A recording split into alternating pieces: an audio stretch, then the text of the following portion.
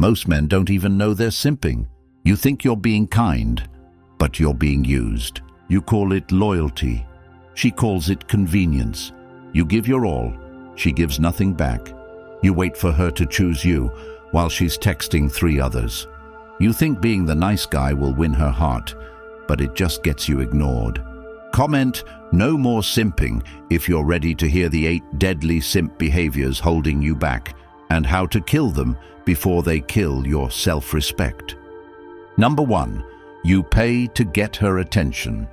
Most men spend their entire lives giving and giving and giving, thinking it's love, thinking it's generosity, but what it really is, what it's always been, is a desperate attempt to be seen, to be chosen, to matter in a world that taught them their worth is based on how much they provide and how little they ask for in return. So you start with paying for her dinner, then her Uber, then her rent, her birthday dress, her problems, her peace, all while pretending it doesn't hurt that she never gives anything back, never chooses you, never even looks at you like you're more than a pit stop in her day. But you keep doing it, don't you? Because you were raised to believe that being useful equals being loved.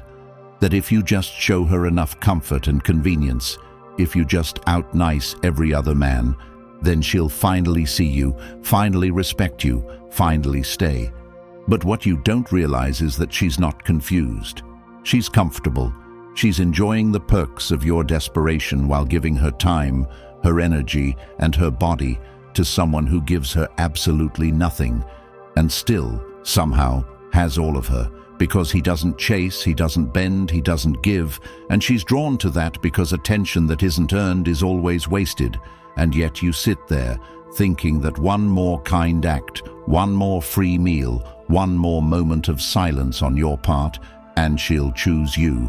But she won't, because women don't fall for servants, they fall for leaders, and leaders don't negotiate their value. They set the standard and walk away from anything that falls below it. So every time you reach into your pocket to pay for her time without asking yourself if she's earned it, you teach her how little she has to do to have you, and that lesson becomes your prison, because now she sees you not as a man of value, but as a man who needs her validation to feel like a man. And when you need her to feel complete, she no longer has to try. And when she no longer tries, she no longer cares. And when she no longer cares, you no longer exist. So ask yourself this: are you investing or are you bleeding? Are you building or are you begging? Are you giving from strength or from fear? Because a man who gives out of fear will always resent the silence that follows, and you know what I'm talking about. That silence after you've done the most and gotten the least, that internal collapse when you realize she didn't even notice how hard you tried, and that's not her fault, it's yours, because no one respects what they didn't earn. And if you want to be respected, you must stop giving as a strategy. Stop offering yourself as a discount version of what she really wants, and start asking, does she even see me? Does she reciprocate? Does she match my effort? Because if she doesn't, you owe her nothing, not your time, not your money, not your kindness, not even your thoughts. And the moment you withdraw what was never appreciated is the moment she starts to see what she took for granted. And maybe she'll come back. Maybe she won't. But that's not the point. The point is you finally remember that your presence, your energy, your care, they are sacred. And anyone who treats them like convenience doesn't deserve another second of your effort. So you stop chasing, stop explaining, stop paying for love, and you walk, not because you want her to miss you, but because you finally remembered what it feels like to be a man who needs no one to recognize his value to know that he has it finally ready to lead. And if you're ready to become that man, to step fully into the kind of self-respect that no one can give or take away from you, then the Stoic relationship blueprint is your next step. It's not just a book, it's a mindset shift, a complete recalibration of how you show up in relationships, in life, and within yourself. These are timeless, tested principles that men have lived by for generations to win back their peace, power, and purpose. And for the first time, it's now available in audiobook format, so you can absorb this wisdom on your morning walks, while jogging, or during your daily routine. Ask yourself, how much longer will you keep pouring into people who don't pour back? How much more time will you spend feeling invisible when you were born to lead? The link is in the comments. Number 2, you apologize when you did nothing wrong. You say sorry when she's upset. Even if you did nothing, you fold every time the mood shifts. Every time she rolls her eyes, every time her tone gets colder, you shrink, you tiptoe, you correct your words. Not because you believe you were wrong, but because you've been trained to believe that your peace depends on her approval. And in that moment, you're not a man with principles. You're a man with a leash, and every apology you whisper, every boundary you erase, every feeling you invalidate in yourself just to make her feel better is another brick in the cage you've built around your own soul. Because she's not mad at you, she's testing you, and you fail every time you apologize to avoid discomfort. You think it's love, but she sees weakness, she senses fear, and she pushes harder, and when she does, you retreat even more. And now she doesn't need to respect you because she controls you. And once you're controlled, you're forgotten. Because women don't remember the men who bowed every time they frowned. They remember the men who stood, who disagreed, who said no and didn't flinch. Because respect grows where lines are drawn, not erased. And when you apologize for what you didn't do, you tell her that her emotions are more real than your truth, more valid than your facts, and more important than your dignity. And once that belief is set in her mind, you become the man she corrects, not the man she desires. And desire dies in the presence of submission, especially submission that isn't earned. So while you think you're keeping her, what you're actually doing is giving her a reason to look elsewhere, for someone who speaks his mind, holds his line, and refuses to be guilted into weakness. And the worst part is, you know you're not wrong. Deep down you feel it, that sick twist in your gut when you say sorry for existing, when you apologize for being tired, for being busy, for having your own life, and you hope that maybe if you're gentle enough, soft enough, agreeable enough, she'll finally stop being cold. But she won't, because you taught her that emotional withdrawal is a tool she can use to silence you, and she will use it again and again and again, until your entire identity is wrapped around keeping her calm, even when she's the one causing the chaos. And then you're no longer a man, you're a response mechanism, triggered by her emotions, guided by her moods, shaped by her discontent. And the moment you realize that is the moment you must decide. Do I keep apologizing just to avoid the fight? Or do I reclaim my right to exist without guilt, to disagree without fear, to speak without trembling? And when you choose the latter, when you say, no, I'm not sorry, not this time, you will see a shift, maybe not in her, but in yourself. Because the man who speaks truth without shaking is the man who remembers who he is. And once you remember, you stop folding, you stop pleasing, you stop trying to earn what should already be mutual, and you start demanding balance, not with anger, not with arrogance, but with calm, unshakable clarity. And that's where your power lies. Not in how soft you are when she screams, but in how steady you remain when she tests. Not in how fast you rush to fix things you didn't break, but in how clearly you stand for what's right, even if it costs you her approval. Because the man who can lose her and still not lose himself is the man who never truly needed to apologize in the first place. Number 3, you defend her even when she's wrong. You stand by her when she disrespects people who've done nothing wrong. You protect her from the consequences of her own actions. You jump in when she's rude to waiters, hostile to friends, passive-aggressive toward strangers, and you think you're being loyal. You think that's love, but what you're really doing is enabling behavior that should be checked, excused, because you fear rocking the boat. But deep down, you know you're not standing up for love. You're standing in for her conscience. And once you do that long enough, she stops developing one of her own. Because why should she take responsibility for anything when you're always there to explain away her flaws? Always there to tell the world she didn't mean it.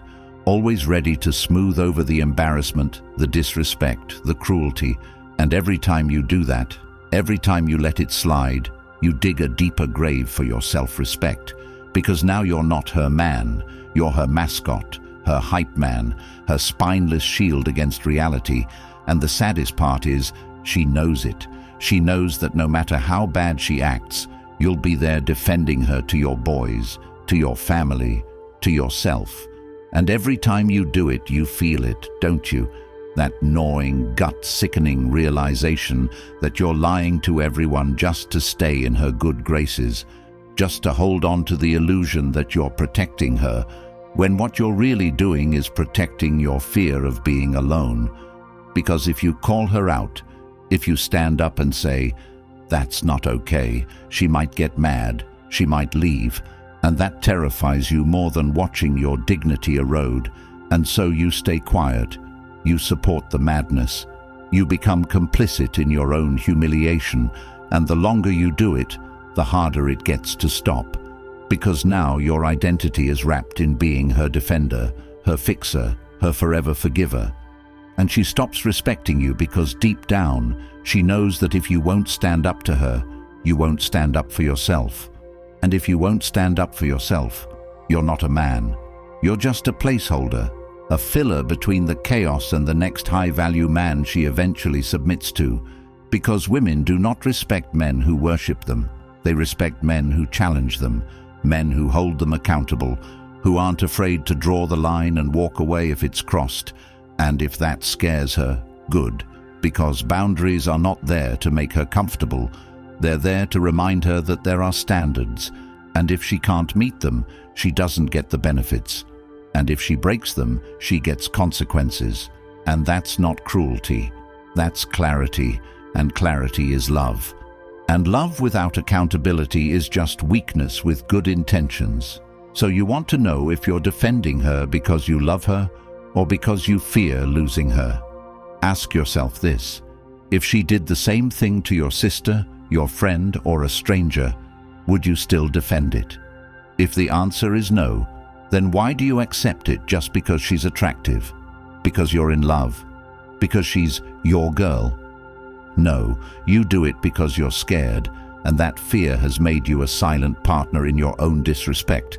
And until you break that pattern, until you start saying you're wrong and meaning it, until you're willing to risk the relationship to protect your integrity, you will never have peace. Because peace doesn't come from harmony, it comes from honesty. And if you can't be honest with her, you'll never be honest with yourself. And if you can't be honest with yourself, you'll always be lost in relationships that drain you, empty you, and leave you wondering why nothing ever lasts. And the answer is simple: because you're afraid to confront what's killing it, you. Number 4, you chase harder. When she pulls away, she pulls back, and you panic. She goes cold, and you warm up. She ignores your texts, and you send 2 more just to make sure she's okay. She stops making time, and you start making excuses. Maybe she's just busy. Maybe she's going through something. Maybe I did something wrong. And you spiral, don't you? You sit there staring at the screen, waiting for the dots to pop up, hoping she's typing, hoping she's thinking about you, hoping the silence ends. But you don't realize the silence is the message. The distance is the answer. And the more you chase, the more you teach her that she can pull away and still keep you in orbit. Because instead of matching her distance, you close the gap. Instead of stepping back, you step up. And you think that's love. You think that's effort. But it's not. It's desperation dressed as loyalty. And she sees it. And she loses respect for you every time you do it. Because there is nothing more unattractive to a woman than a man who won't let her feel the consequence of pulling away. And you might think she's testing you. And you're right, she is. But it's not a test you pass by chasing. It's a test you pass by standing still, by being unmoved, by letting her come to terms with what she's risking by stepping back. Because if every time she distances herself, you show up with more affection, more attention, more effort, she learns that she doesn't have to try, she doesn't have to show up, she doesn't have to respect the connection, and that realization kills the attraction faster than any argument ever could, because you've told her you value her more than yourself, and she will never choose the man who chooses her over himself, because she knows that man cannot lead, cannot protect, cannot provide clarity, and in her subconscious, that man cannot make her feel safe, and safety doesn't come from being smothered. It comes from strength, and strength is to let go of what no longer reaches for you. And I know it hurts. I know it burns to sit in that silence, to resist the urge to reach out, to fight the impulse to prove your worth. But that discipline is what builds respect. That restraint is what builds value, because the man who can remain still in the face of rejection is the man who commands presence. And the moment you stop reacting to every shift in her energy, the moment you stop chasing her validation like it's oxygen, is the moment you become the kind of man she wonders about. The kind of man who lives in her mind because he didn't beg, he didn't chase, he didn't explain. He just watched her pull back and refused to follow. And that silence, that strength, that space, it forces her to confront what she's losing. And maybe she comes back, maybe she doesn't. But either way, you win, because you stopped begging for what should have been mutual, and you started honoring what is true. And what's true is this: a woman who wants you will make it known. She will show up, she will speak, she will close the gap. And if she doesn't, you don't need her. Not because you're bitter, not because you're angry, but because you're finally whole. And wholeness doesn't chase emptiness. It attracts depth. And when you learn that, when you live that, you stop being the man who texts twice and waits all day for a reply, and you become the man who replies when it's earned, who engages when it's mutual, who gives when it's received. And that is the man women respect. And that is the man who never needs to chase again. Number 5, you let her control the relationship labels. She decides what you are, when you are, how you're allowed to feel, what you're allowed to say, and you just sit there waiting for the green light, as if you're a passenger in your own relationship, hoping she promotes you from friend to maybe to boyfriend. If you're good enough, if you're patient enough, if you don't push too hard and you call it respect, you tell yourself it's about taking your time. But deep down, you know it's not about time. It's about fear. The fear of asking for clarity and getting rejected. The fear of being labeled too much or insecure just for wanting a label, just for needing direction. So you pretend you're okay with the uncertainty. You play it cool while dying inside, overthinking every message, every delay, every excuse. And you convince yourself that if you just wait long enough, she'll see your loyalty and choose you. But the truth is, the longer you wait in silence, the more she assumes you don't value yourself, because no man who values himself lets anyone else decide his worth. And when you hand her the power to define the relationship, you hand her the steering wheel to your identity, and now you're not a partner, you're a placeholder, someone she entertains until someone better comes along. And she knows she has the power because you never set the tone, never made your intentions clear, never said, "This is what I want, and if you don't want it, I'll walk." And that's the only language people understand. Clarity backed by action, not begging, not convincing, not waiting for signs, but drawing the line and standing on it. And if she's serious, she'll step up. But if she's not, she'll walk. And that's not a loss. That's freedom. Because if someone can't give you what you want now, they never will. And if you keep waiting for maybe, you'll waste years on someone who was only ever meant to be a lesson, not a life partner. And it's not about being demanding. It's about being decisive, knowing what you want and making it known without apology. Because women don't fall for men who tiptoe. They fall for men who lead, who speak, who stand firm even when it risks the relationship. And if she calls that controlling or pressuring, she's just labeling your boundaries as threats to her options. And the moment you allow that, you become one of many, not the only. So stop waiting for her to define you. Define yourself. Define the relationship. And if she's not on the same page, close the book and start a new one. Because every day you spend waiting for her to make up her mind is a day you spend disrespecting your own. Number 6. You text her constantly with no return. You wake up and send the good morning text. She doesn't reply. You send a meme hoping it makes her smile. She likes it but says nothing. You ask how her day's going. She leaves you on read, and you tell yourself she's just busy, just distracted, that she'll come around if you keep showing her attention, keep proving you care. But what you don't see is that your silence is louder than your messages, because every time you reach out without being invited, every time you give effort without being reciprocated, every time you chase without being pursued, you show her that your time has no value, your attention has no cost, and your presence is something she can have for free, and anything that's free is never respected, especially not by someone who knows they're being placed on a pedestal they didn't earn.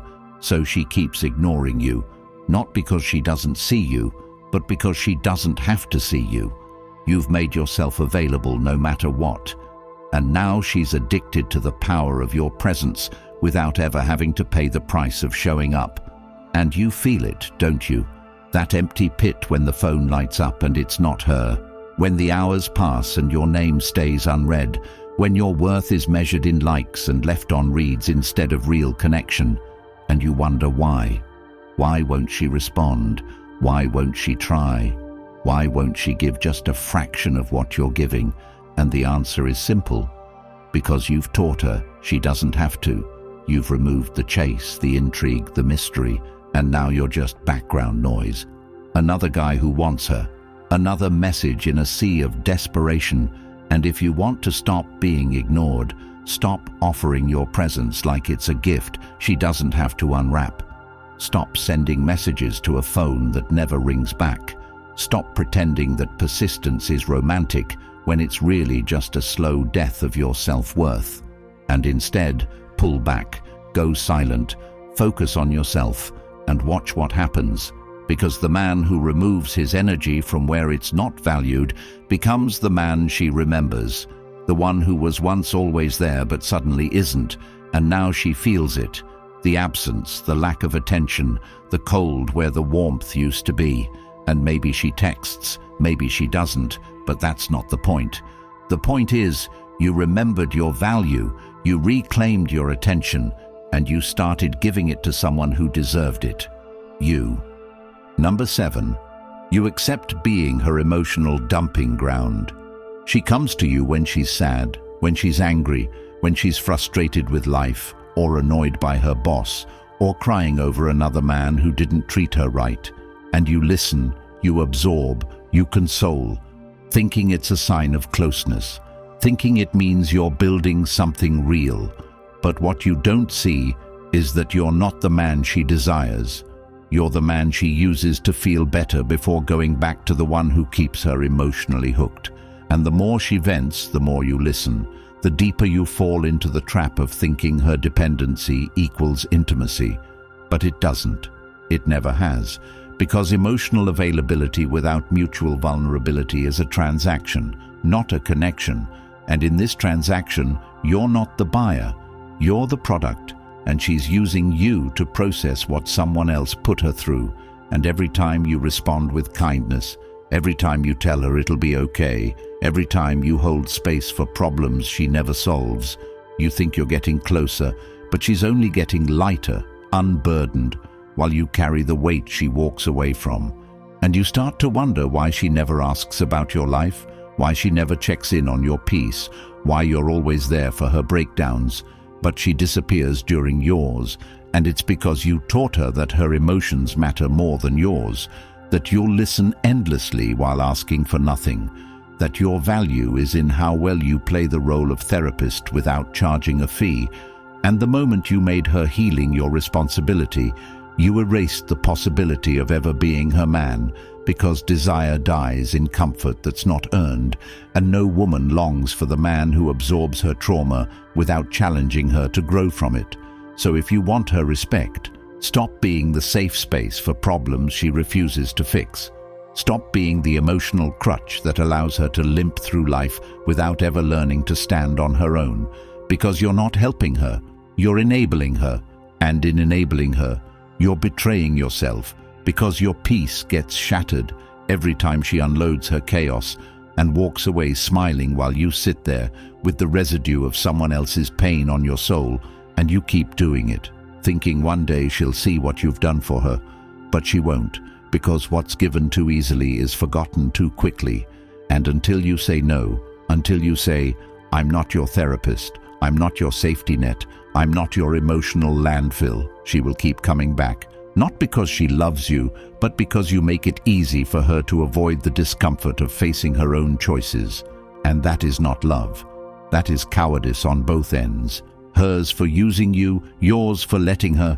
And when you finally stop accepting the role of her emotional janitor, you will discover a power in yourself you forgot existed. The power to say, "You can't dump on me and disappear." The strength to demand mutuality.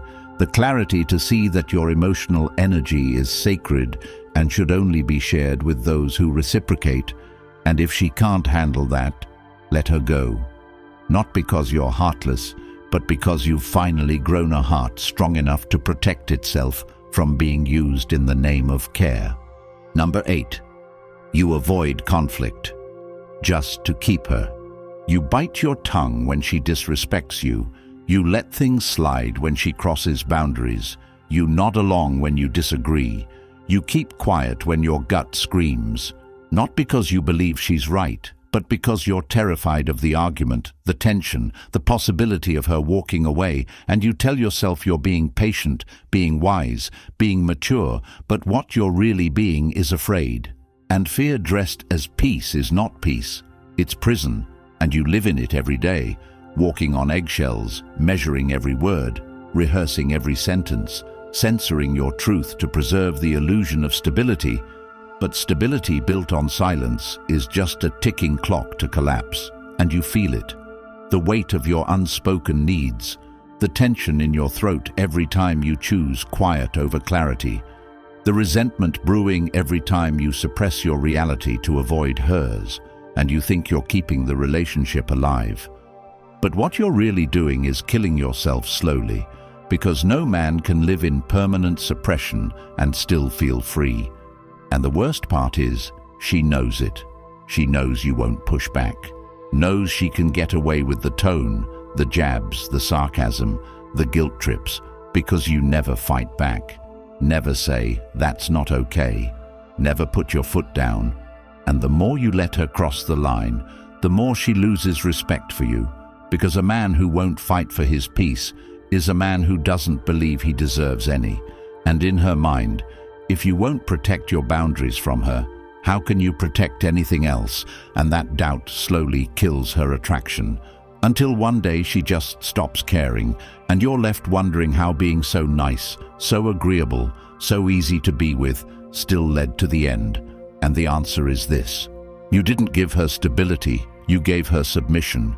And submission without strength is forgettable, because no one admires what bends too easily. And if you want to be respected, if you want to be desired, if you want to be remembered, you must stop being afraid of conflict. Stop being afraid of her reaction. Stop thinking that disagreement is danger, because it's not. Disagreement is how we define truth, how we refine connection, how we test compatibility. And when you avoid it, you choose illusion over intimacy, and you can't be close to someone who doesn't even know the real you, because the real you is buried under all the apologies you never meant, all the agreements you never believed, all the silences you never deserved. And when you finally speak, when you finally say, "This is not acceptable," when you finally show that your love comes with boundaries, everything changes. Maybe she steps up, maybe she steps out, but either way, You step into a version of yourself that no longer needs to be liked to be respected, no longer fears rejection more than self-betrayal, no longer holds his tongue to hold a woman who only stays if you stay silent. And that man, the one who speaks with calm authority, who stands his ground without yelling, who walks away without regret, that man never has to avoid conflict again, because he knows that peace isn't the absence of disagreement, it's the presence of integrity. And you don't have to lose her to keep it, you just have to be willing to. If you're still watching, it means something inside you is waking up, and it's time to stop ignoring it. Society would rather you stay soft, agreeable, and lost, chasing approval, apologizing for existing, and living in silence while your dignity dies a slow death. They don't want you to access the kind of truth that rebuilds your spine and makes you untouchable. But the Stoic relationship blueprint does exactly that. It's raw, timeless, Stoic principles designed to rip the blindfold off your eyes and hand you the clarity you've been starving for. And now, it's available in audiobook form, so you can absorb it while walking, jogging, or rebuilding your mind one powerful chapter at a time. Hit the link in the comments and grab it now. Like the video, subscribe and comment. I choose clarity if you're done living like a ghost in your own story.